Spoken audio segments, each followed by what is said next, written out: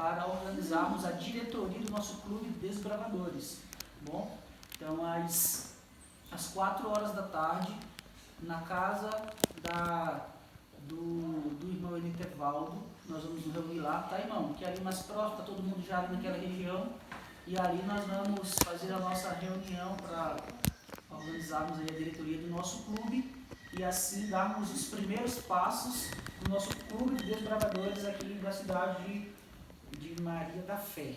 Com certeza vamos agradecer e ficar muito felizes com a presença dos nossos irmãos que quiserem nos ajudar lá de Itaguá.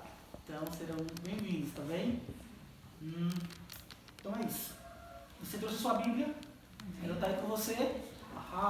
Vocês lembram que durante a semana eu lancei um desafio, né? Para durante a semana estudarmos um livro especial da Bíblia. Qual foi o livro? Jonas. Livro de Jonas. Bem, eu pedi justamente para que vocês lessem o livro de Jonas, porque é justamente sobre este livro que nós iremos meditar nesta manhã especial de sábado. Desde já, gostaria também de deixar o nosso abraço e os nossos familiares sejam bem-vindos aos nossos irmãos que estão nos acompanhando pelo Facebook. O culto está sendo transmitido pelo Facebook aqui da Igreja de Maria da Fé. E, portanto, sejam todos bem-vindos também e que o nosso Deus faça uma linda obra na tua vida de onde você estiver nos acompanhando, tá bom? E eu também convido você a compartilhar esta transmissão, caso você já esteja aí conectado. Você, por favor, compartilhe para que mais amigos possam ter a alegria de também estar sendo abençoados por Deus nesta manhã por meio da leitura da sua palavra. Eu já vou compartilhar aqui também no meu, tá bom? Então você pode me seguir também compartilhando aí com seus amigos, tá bem? IASD Maria da Fé, não é isso, Kelly? IASD ou IAS de Maria da Fé. Sejam bem-vindos e compartilhem aí, tá bom?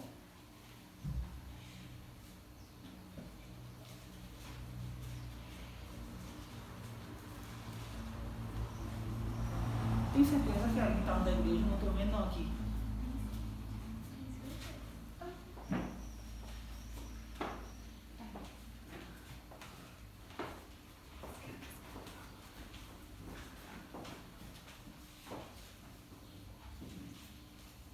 É uma página da igreja.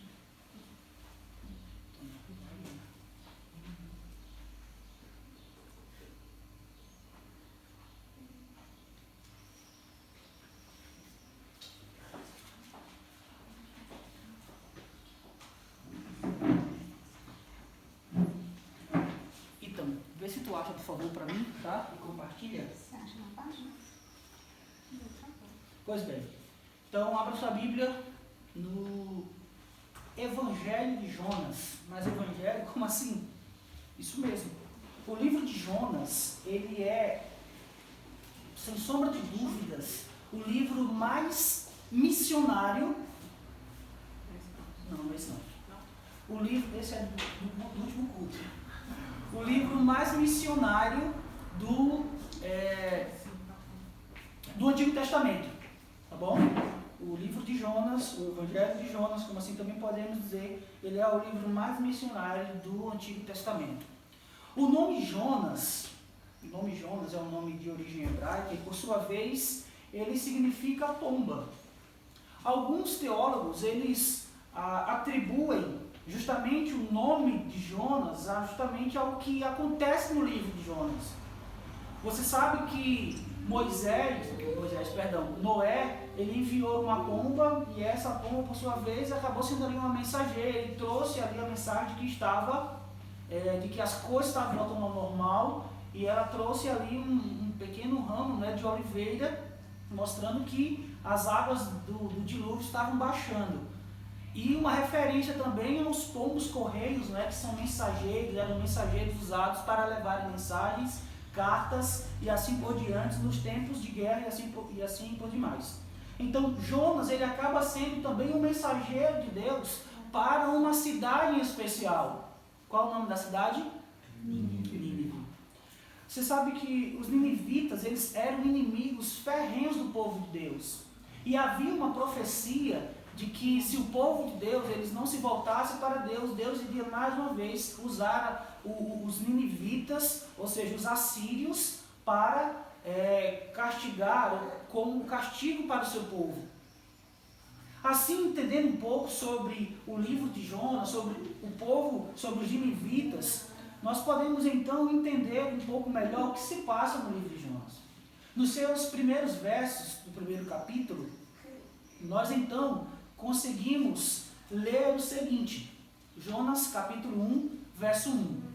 Feche os seus olhos e vamos orar ao Senhor.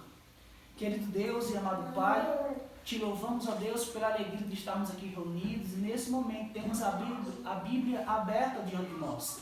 Queremos, Senhor, ouvir a Tua voz, portanto, fala aos nossos corações. Abrimos os nossos corações para receber a Tua palavra e que o Teu Espírito Santo, então, nos dê o entendimento da mesma, em nome de Jesus. Amém. Então, o Evangelho, o livro de Jonas, ele inicia com um chamado de Deus a este profeta. E ele diz: veio a palavra do Senhor a Jonas, filho de Amitai, dizendo: dispõe-te, vai à grande cidade de Nínive e clama contra ela, porque a sua malícia subiu até mim. Até aqui, então, nós vemos os versos 1 e 2, o chamado de Deus para o profeta Jonas. Aqui, no entanto, nós podemos já entender algumas coisas bem interessantes. Jonas, ele era um profeta e, portanto, tinha uma mensagem a levar.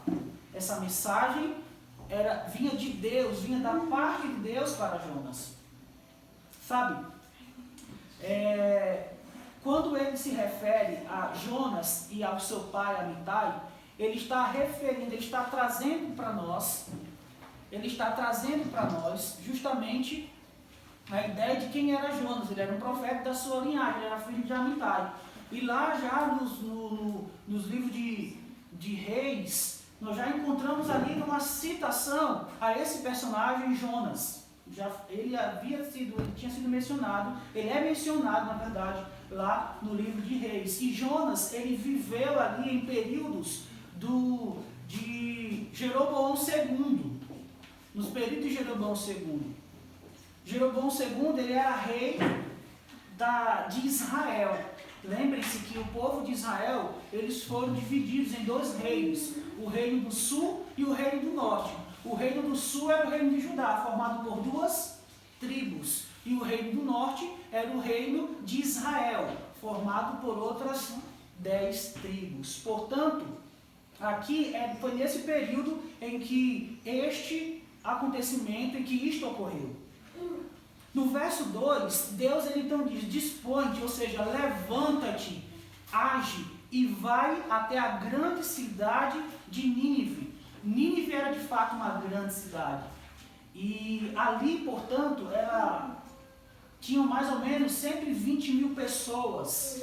Sim, 120 mil pessoas. E Deus, ele tinha algo grandioso para fazer naquela cidade, para fazer na vida daquelas pessoas. E Deus enviou ali para clamar. Clama, adverte a cidade, porque a sua maldade subiu até mim, a sua malícia. Os assírios, irmãos, eles eram conhecidos como um povo bárbaro, bruto, e quando eles geralmente levavam cativos inimigos de guerra, eles eram brutais com essas pessoas. E Jonas, ele conhecia a maldade, ele conhecia a brutalidade daquele povo. Portanto, é muito fácil entender o porquê que Jonas, nós vamos ver daqui a pouco, ele, no verso 3, ele negou-se em cumprir aquilo que Deus havia ordenado a ele. Ele sabia a maldade daquele povo, ele sabia que havia uma profecia que esse povo poderia se levantar mais uma vez contra o seu povo, contra o povo de Israel. Portanto, quando Deus diz, vai à cidade, e ele se nega a ir, ele está entendendo as profecias que já, primeiro, entendendo a maldade do povo, entendendo que havia uma profecia que esse povo voltaria a dominar contra o seu povo de Israel. E terceiro, ele sabia do potencial de amor que o seu Deus tinha e que Deus poderia de fato perdoar o povo de Nínive. Então Jonas, ele colocou tudo isso assim diante dele e ele tomou a sua decisão. E qual foi a decisão? Verso 3. Jonas se dispôs, mas para fugir da presença do Senhor para Tarsis. E tendo descido a Jope, achou um navio que ia para Tarsis. Pagou, pois, a sua passagem e embarcou nele para ir com eles para Tarsis, para longe da presença do Senhor.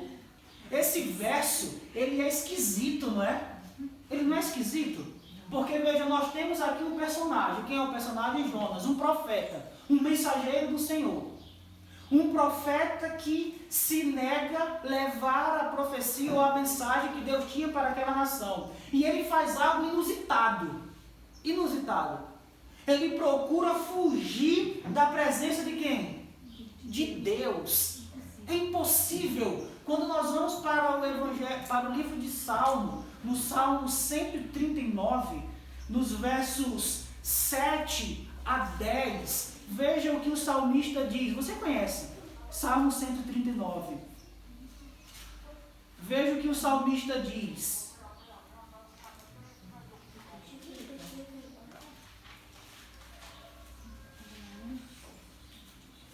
Salmo 139.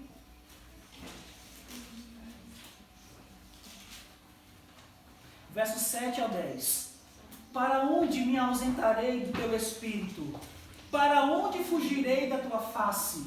Se subo aos céus, lá estás. Se faço a minha cama no mais profundo abismo, lá estás também. Se tomo as asas da alvorada e me detenho nos confins dos mares, ainda lá me haverás de guiar a tua mão e a tua destra me sustentará. Amém. Então, para onde? Como assim, Jonas? O que você está tentando fazer? Percebe que Jonas, ele está fazendo aquilo uma tentativa, é uma tentativa de fuga da presença de Deus. É uma tentativa de fuga do seu Deus e da mensagem que Deus colocou em suas mãos para levar aos ninivitas. Mas ele ignora, com essa tentativa, ele ignora o que é óbvio. O que é óbvio, é impossível fugir da presença de Deus. É impossível fugir desse Deus. E Jonas, então, ele busca, com seus próprios métodos, desviar-se daquilo que Deus havia planejado também para a cidade de Nínive. Irmãos, quando eu olho também para a vida de José, Deus tinha planos para José, certo? Sonhos para José, correto? Correto. Os seus irmãos, a esposa de Potifar, enfim, os carcereiros ali, todos eles tentaram de alguma forma desviar José dos sonhos e dos planos de Deus para a sua vida. Mas Deus, ele conduziu todos os caminhos ali para que no fim das coisas, os sonhos de Deus para a vida de José se concretizassem. Aqui nós vemos o mesmo. Deus tinha planos para a cidade de Nínive. E o profeta, o responsável pela mensagem, tentou desviar de várias formas ali o agir de Deus para a vida daquele povo. Mas no fim nós vamos ver, assim como vocês, aqueles que já leram o livro de Jonas, vocês entenderam que no final o plano de Deus, o agir de Deus vai ser realizado na vida dos ninivitas. No entanto, quando nós nos deparamos, por exemplo, algumas palavras que nós encontramos aqui no texto, no verso 3, nós vemos que eu quero que você pense assim, ou se você tiver uma caneta, já grifa também na tua Bíblia. Ele diz que Jonas fugiu da presença do Senhor e ele desceu para Tarsis. Isso é interessante, não é? Esse descer, ele desceu. E tendo descido a Jope, veja, Jonas desceu a Jope. Ele apresenta justamente o que é natural quando as pessoas procuram fugir dos planos de Deus. ela começa numa descida desenfreada na vida. Primeiro, Jonas desce para Jope. No verso 4, no verso 5, nós vemos que Jonas, ele desce para Jope, embarca no navio. E o que é que ele faz neste navio? Quando ele compra sua passagem, ele embarca no navio, ele mais uma vez desce. Ele desce para onde? Ele desce para o porão do navio. E você está entendendo a história, onde é que isso vai parar, né? Onde é que isso vai parar? Uma grande tempestade chega ali naquele mar e o barco está quase a se despedaçar. E é feito ali, é lançado sorte. Todos, antes disso, na verdade, todos começam a orar, a buscar os seus deuses. Então eu imagino alguns fazendo oferenda para aqui, outros fazendo suas orações para acolá, outros talvez na sua forma de buscar a atenção do seu Deus, se cortando, buscando ali a atenção do seu Deus. Enquanto todos no barco estão buscando o seu Deus, o que é que Jonas está fazendo? Dormindo. Tranquilo. Interessante, não é? Quem era o culpado de tudo aquilo? E o que Jonas estava fazendo? Dormindo tranquilamente. Você percebe que às vezes acontece assim com pessoas na vida, né? Pessoas que são responsáveis por catástrofes, por coisas terríveis, acabam passando o seu rastro no rastro de destruição e de repente elas estão tranquilamente, quando todo mundo lá está ali aflito por toda a desgraça que essa pessoa trouxe, e ela está ali de boa, de bem consigo, e as pessoas que estão sofrendo, orando, buscando, angustiadas. Jonas era esse camarada. Ele era o responsável por toda aquela tragédia. Ele era o responsável. Enquanto isso, ele estava de boa na lagoa. Estava tudo suave na nave. Ele estava ali dormindo no porão do barco. Até que alguém o desperta, né? Ei, amigo, está fazendo o que aí? Tu não está vendo o que está acontecendo? Clama ao teu Deus. E de repente eles decidem lançar sorte para saber quem era o causador daquele mal. E a sorte cai sobre quem? Sobre Jonas. Aí então eles perguntam: quem é você? De onde você vem? Então Jonas faz uma revelação. Ele diz: eu sou hebreu e eu sou adorador do Deus, Criador do céu, da terra, do mar. Opa! Criador de quem? Do mar. E agora? Clama então a ele, peça a ele, fale com ele para que ele então possa acalmar aqui essa tempestade. A atitude de Jonas agora ela é terrível. Porque enquanto os incrédulos, enquanto os adoradores de outros deuses estão buscando ao seu Deus, o que é que faz o evangelista? O que é que faz o missionário? O que é que faz o profeta? O incrédulo diz: então ora ao teu Deus. E o que é que ele faz? Ele não ora. Ele não ora. Ele não quer falar com Deus. Ele não quer se render a Deus. Ele continua ali insistindo em não atender o chamado de Deus. Aí, Jonas, da cabeça dele, ele tem uma ideia. Qual foi a ideia que surgiu na cabeça de Jonas? Se jogar. Não se jogar. Me lancem no mar. Com outras palavras, eu prefiro morrer do que atender o chamado de Deus para a minha vida. Eu prefiro morrer ao ir à cidade de Nínive e pregar aquele povo. Entenderam? Mas, o que acontece? Quando nós lemos aqui o verso 14, melhor, o verso 12, Jonas diz, né, respondeu-lhes: tomai-me e lançai-me ao mar. E o mar vai ficar quieto. Só que o que acontece em seguida é o seguinte, obviamente, né? Verso 13. Entretanto, os homens remavam, esforçando-se por alcançar a terra, mas não podiam, porquanto o mar se ia tornando cada vez mais tempestuoso contra eles. Ou seja, eles resistiram à ordem de Jonas. Eles resistiram, não, a gente vai fazer força aqui. Vamos remar mais forte. Vamos chegar à terra. Mas nada feito. Quanto mais eles se esforçavam, mais o mar se agitava. Então eles não viram outra saída. Então vamos jogá-lo.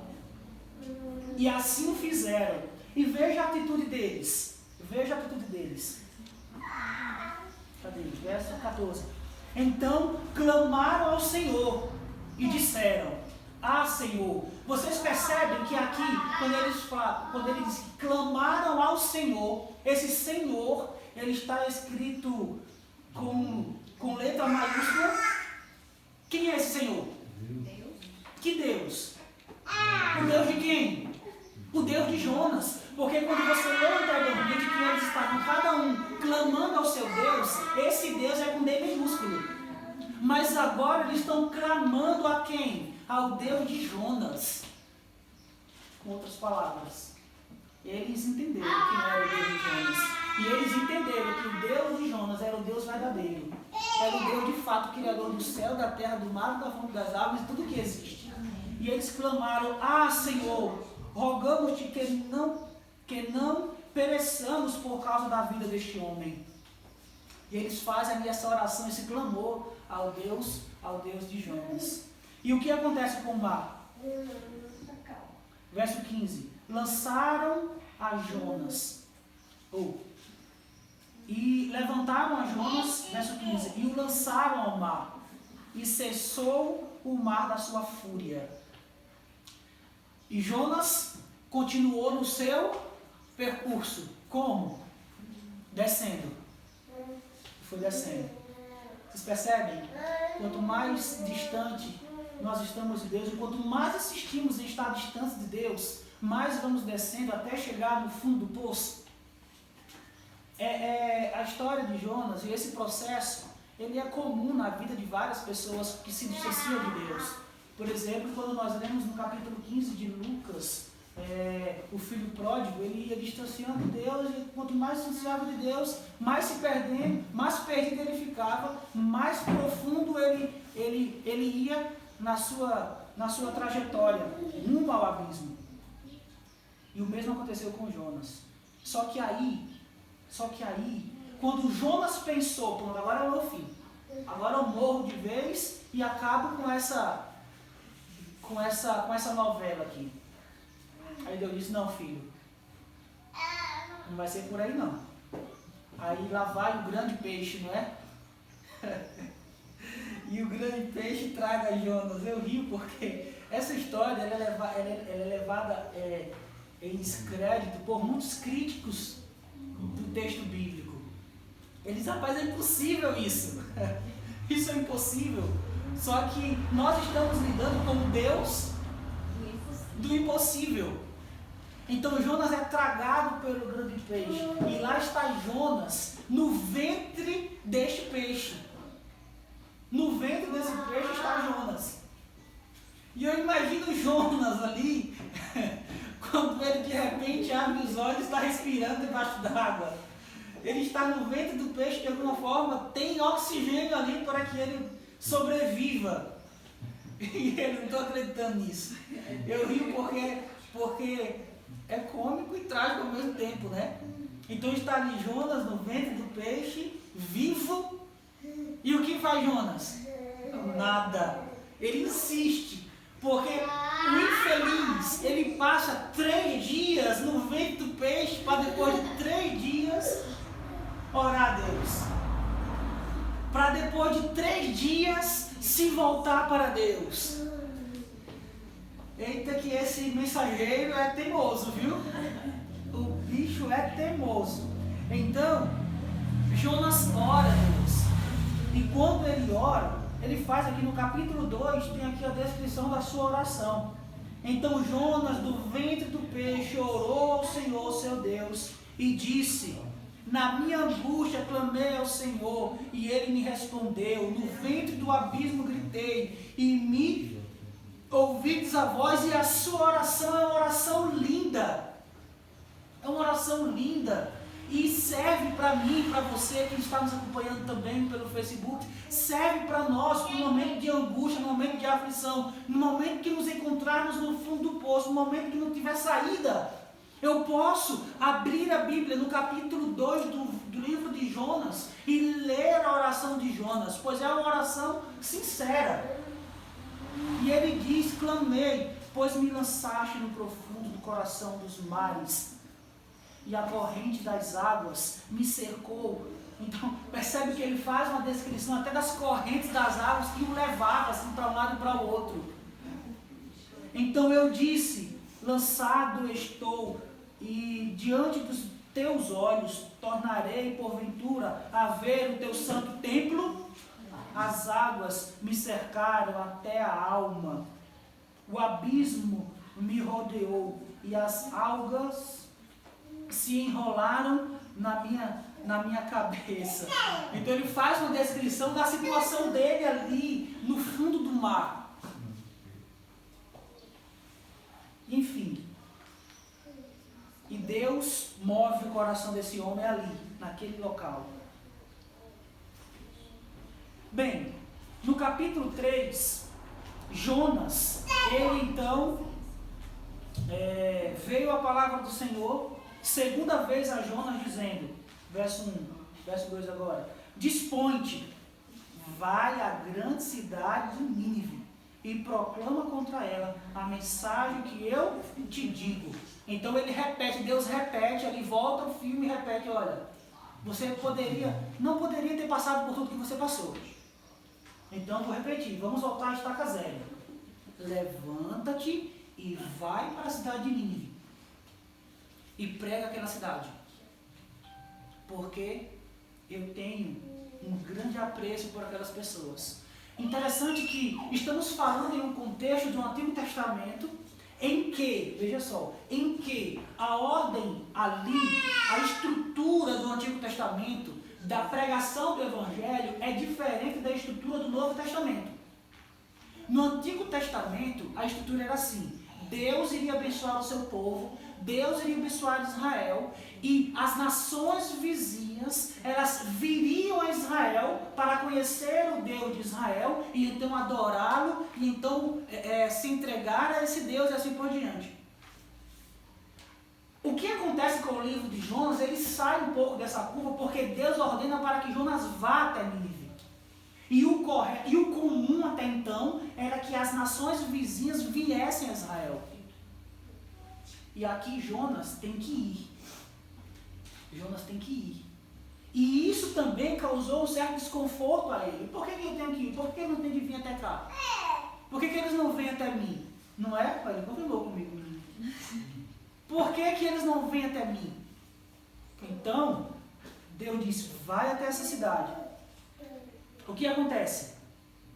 Dispõe-te, vai para a grande cidade, verso 3, e proclama contra ela, verso 2, e a mensagem que eu te digo: levantou-se, pois, Jonas, e foi a Nínive, segundo a palavra do Senhor. Ora, Nínive era uma cidade muito importante diante de quem? De Deus. E de 3 dias para percorrê-la. Era uma cidade muito importante diante de Deus.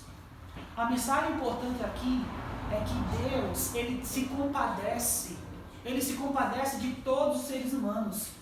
O nosso Deus é um Deus que se importa com a salvação de todos. E ele está em busca, ele está à procura de todos. Todos são importantes para Deus. Não somente Israel, não somente a igreja adventista, não somente a cidade de Maria da Fé, mas todos, de todas as localidades. Deus se interessa, Deus se importa. E a mensagem dele é bem direta. A cidade de Nínive, veja que essa informação é importante. Ela levaria quantos dias para ser percorrida? 3 dias. Eu imagino que era para percorrer rua por rua da cidade. Eu acho que essa é a descrição. Para percorrer rua por rua da cidade, levaria-se 3 dias. E começou Jonas a percorrer a cidade, caminho de 1 dia, e pregava e dizia: ainda 40 dias, e Nínive será subvertida. Em quanto tempo Jonas percorreu a cidade? A cidade deveria ser percorrida eram 3 dias. Então começou Jonas a percorrer a cidade, caminho de 1 dia. Ou seja, em quanto tempo Jonas pregou na cidade? Quanto tempo Jonas levou para percorrer a cidade pregando? 1 dia. E quantos dias normalmente se levaria? 3 dias. E eu pergunto, ele fez um trabalho bem feito ou mal feito? Mal feito. Imagine aí, era um serviço que você leva 3 dias para fazer. Tá bom, vou fazer em 1 dia. Esse negócio ficou bem feito? Só passou no de centro. Será que Jonas pregou bem pregado? Será que o serviço foi bem feito? Será que ele deu os estudos bíblicos direitinho? Obviamente que não. Por quê? Porque Jonas, embora tivesse atendido o chamado de Deus para ir à cidade de Nínive, ele não estava nem aí para o povo. Ele queria mesmo era que o povo fosse queimado. Então ele fez um trabalho meia boca, ele fez um trabalho de qualquer jeito, e em seguida, o que ele colheu? Quais foram os frutos desse trabalho? Quais foram os frutos desse trabalho? A partir do verso 5, nós vemos que os ninivitas creram em Deus. E Jonas ficou... Interessante que o texto diz que todos os ninivitas creram em Deus. Inclusive o rei daquela cidade. Inclusive o rei creu no Senhor. E eles se vestiram de pano de saco. Eles se humilharam diante de Deus. Eles se converteram ao Deus de Jonas. E agora o profeta estava bem animado por causa disso, não é? Não. Estava decepcionado. Ele estava triste. Eles queriam o fim daquele povo. Ele queria o fim daquela nação. E Deus queria a salvação daquela nação. Deus queria a salvação daquele povo. Sabe? Jonas tinha um outro medo. Qual era a mensagem dele? Até 40 dias e vocês serão destruídos. Ele era o quê? Um profeta. E um profeta, quando fala, o que ele fala se cumpre. E na mente dele, o que aconteceu? Não se cumpriu o que eu profetizei. Só que Jonas não entendia que a sua profecia era uma profecia condicional. Ela tinha uma condição para ser cumprida. Qual era a condição? A não conversão do povo. Se o povo não converter, o povo será destruído. Mas o que acontece? O povo se converteu. E Deus foi glorificado naquela cidade. E Deus foi glorificado naquele momento. E o profeta ficou decepcionado com Deus. Ficou decepcionado com Deus. E Deus, no capítulo seguinte, no capítulo 4, Deus agora começa um trabalho na vida de quem? De Jonas. Deus agora começa ali um processo, uma terapia. Deus faz ali uma terapia com Jonas para que ele pudesse entender o que estava acontecendo. No verso 10, diz assim: viu Deus o que fizeram, como se converteram do seu mau caminho, e Deus se arrependeu do mal que tinha dito lhes faria e não o fez. Então, Deus viu ali a conversão sincera daquelas pessoas e disse: tá ok, então o mal que eu profetizei não vai cair sobre vocês. Obviamente, o que Deus imaginou, o que Deus queria aconteceu, as pessoas se converteram. No verso 1, com isso, desgostou-se Jonas extremamente e ficou irado. Ficou irado com o que aconteceu e orou ao Senhor. Olha, agora ele orou a Deus. Ele agora a gente vai, agora Senhor, agora a gente vai conversar. E orou ao Senhor e disse: ah, Senhor, não foi isso que eu disse, estando ainda na minha terra? Por isso me adiantei fugindo para Tarsis, pois sabia que és Deus clemente, misericordioso e tardio em irar-se, e grande em benignidade, e que te arrependes do mal. Eu sabia que o Senhor era bom demais. Eu sabia que o Senhor era misericordioso demais para matar aquele povo, por isso que eu fugi, porque eu queria mesmo era que eles morressem. Eu queria mesmo era que eles morressem. E agora ele faz ali, ele aperta Deus. Peço-te, pois, ó Senhor, tira a minha vida, me mata. Eu tentei lá no mar e o Senhor não deixou. Agora faça isso para mim, por favor. Faça isso para mim, faça isso por mim. Porque melhor me é morrer do que viver. Olha que camarada mais fora de série, hein? Que camarada mais ousado. E disse o Senhor: é razoável essa tua ira? Vem cá, Jonas, senta aqui comigo. E Deus nos faz ali uma pergunta para que ele possa refletir no que ele está dizendo, no que ele está falando, no que ele está fazendo. Essa tua ira é razoável? Pensa bem, respira fundo. Deixa essa raiva sair, passar, respira fundo e pensa comigo. Isso é razoável? Então Jonas, perdão, qual foi o verso que eu li? Disse o Senhor, razoável. Isso, verso 5.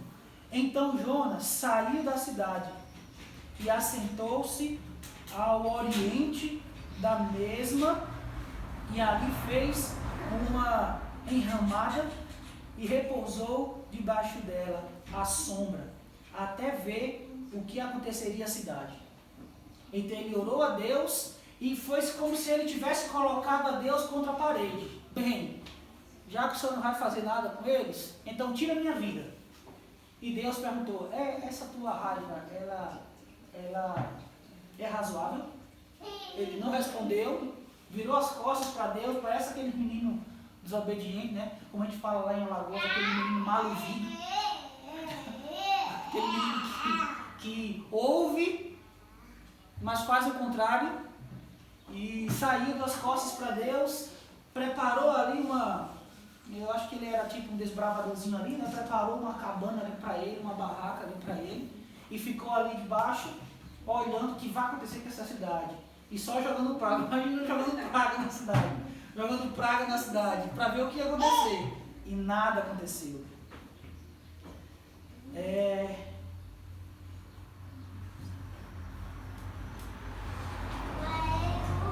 Então, verso 6, Deus ensina uma lição a Jonas. Ele diz: então fez o Senhor Deus nascer uma planta que subiu por cima de Jonas, para que fizesse sombra sobre a sua cabeça, a fim de o livrar do seu desconforto. Jonas, pois, se alegrou em extremo por causa da planta. Olha, Deus estava conseguindo ali aplanar o coração de Jonas. Então foi nascer ali uma planta que fez sombra, ele estava ali meio desconfortado naquele deserto castigante, e ali uma sombrazinha, ele olha, Deus está me ouvindo, olha, Deus está, olha. Até que no verso 7, mas Deus, no dia seguinte, ao subir da alva, enviou um verme, o qual feriu a planta, e esta secou. Em nascer o sol, Deus mandou um vento calmoso oriental. O sol bateu na cabeça de Jonas, de maneira que desfalecia, pelo que pediu para si a morte. Mais uma vez, ele parece aquele personagem do filme Os Sete Anões, né?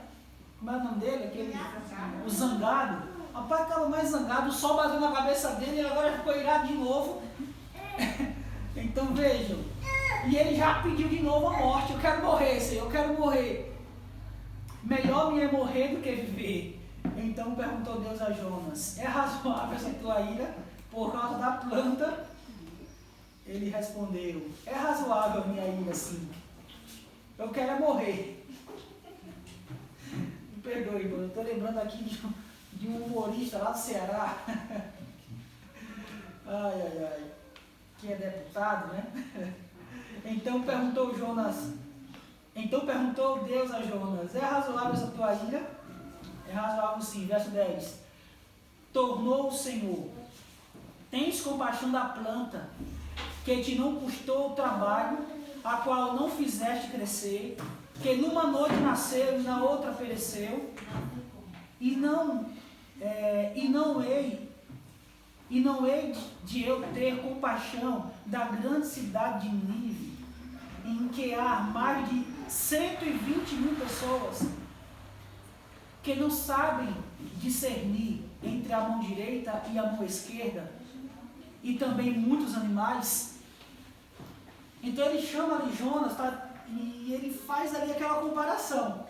Jonas, você está demonstrando ira e compaixão de uma planta que nasceu e logo morreu. Que nasceu e logo morreu. Você está tendo compaixão de uma planta que você não fez nada para que ela nascesse. Você não teve esforço nenhum. E ele pergunta: e não hei de ter eu compaixão dessas mais de 120.000 pessoas que não sabem decidir entre a mão direita e a mão esquerda?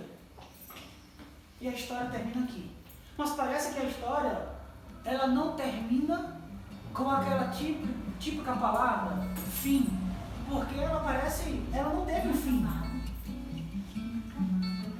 Ela não teve um fim.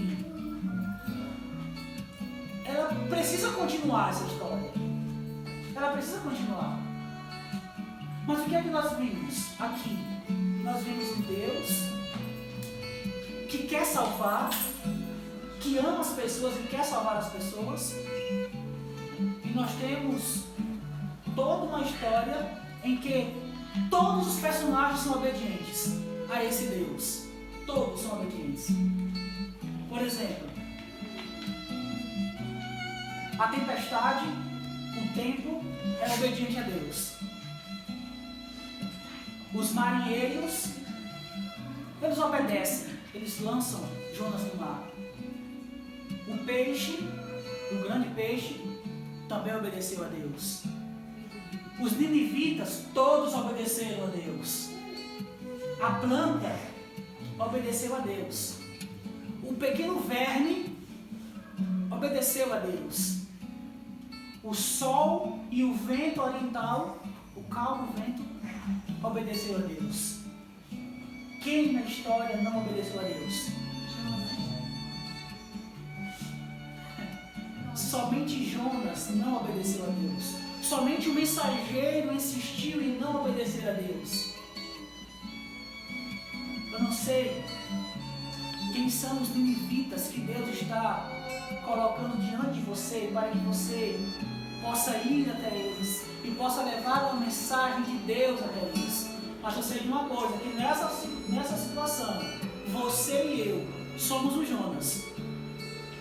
Mas o como proceder vai depender de mim e de você. Você vai obedecer a Deus. Você vai sair daqui nesta manhã e vai procurar, Senhor, a quem eu devo ir? Porque o Senhor está perguntando, a quem enviarei? E quem há de ir por nós?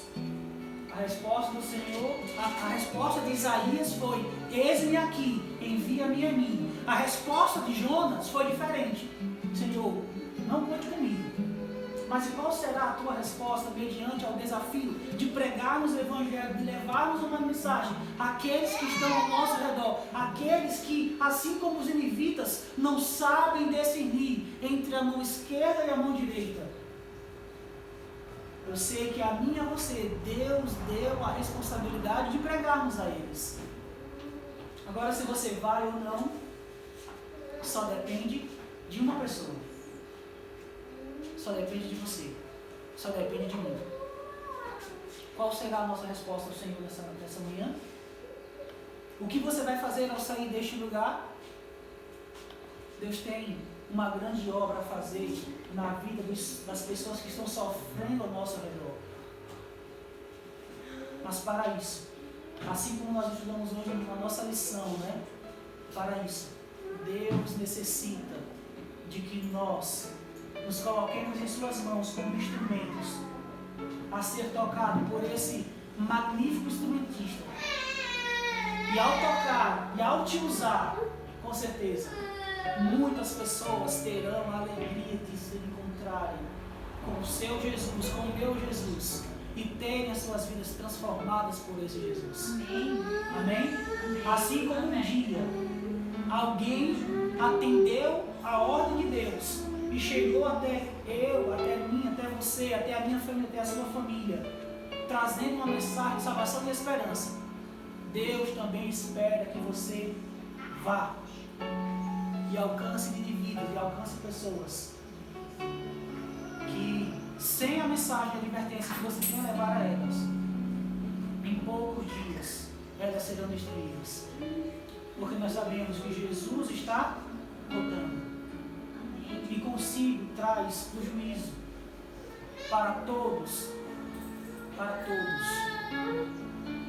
e essas pessoas dependem de você para ter a oportunidade de conhecer desse Jesus, de conhecer desse juízo e então tomar uma decisão. A decisão dos ninivitas foi unânime, todos decidiram. É possível que você esteja até pensando, poxa pastor, mas eu já preguei tanto, já falei para tantas pessoas e eu não vejo elas se convertendo. Esses dias eu ouvi isso de uma irmã. Pastor, mas eu já preguei para tantas pessoas e eu não vejo elas se convertendo. A gente até desanima, mas não desanime. Faça a sua parte, pregue, proclame, declare quem é o seu Deus e a obra maravilhosa que Ele quer fazer na vida delas. Testemunhe com a sua vida o que Deus já fez em você, Ele já fez por você, já fez pela sua família. E verás que no tempo certo, no tempo de Deus, antes da volta de Jesus, milhares e milhares se unirão a essas fileiras e juntos estaremos caminhando numa Canaã celestial. Amém. E herdaremos a promessa que o Senhor Jesus fez a cada um de nós. Amém. Amém? E o que você vai fazer ao chamado de Deus nesta manhã para você? Amém? Envia-me a mim. Amém? Eis-me aqui, envia-me a mim. Que Deus nos use, que Deus te use poderosamente. Amém. E que o teu testemunho e que a tua mensagem ela alcance os corações sedentos da palavra do Senhor. Amém? Amém? E amém. Vamos cantar? Então, eis-me aqui. É adoradores, não sei se é 2 ou 3, mas tu pesquisa. Eis-me aqui. Vamos cantar, vamos falar para o Senhor. Senhor, eis-me aqui, me envia.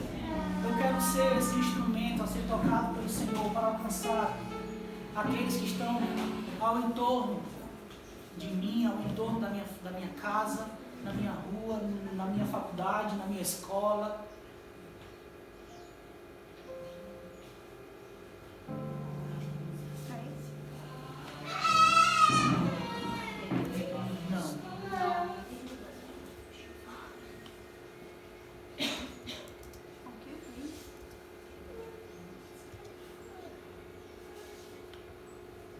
Eis-me aqui.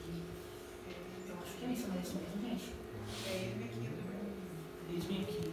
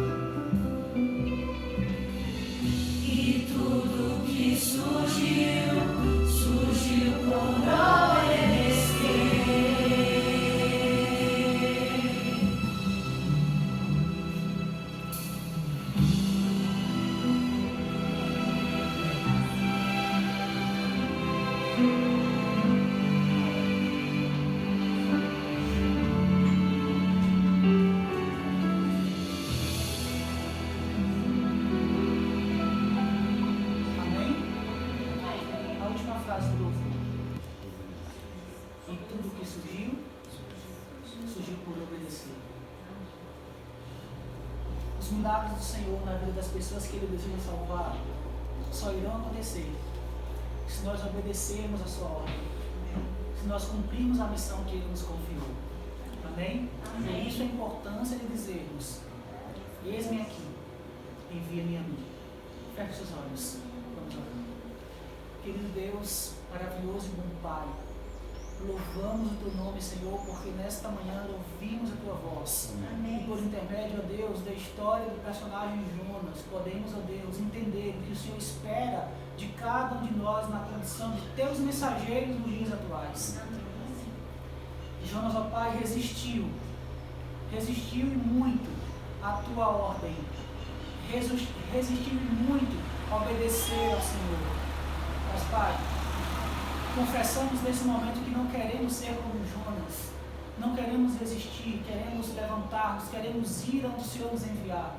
E, portanto, ó Deus, que a ordem do Senhor, que a missão do Senhor enviada para cada um de nós na condição de Teus discípulos, ela seja cumprida. Mas para tanto, te rogamos que com Teu Espírito Santo nos capacite para isso. Amém. Queremos ver, ó Deus, muitas pessoas reconhecendo quem é o Senhor e decidindo do fundo do seu coração se entregarem a Ti de verdade e fato.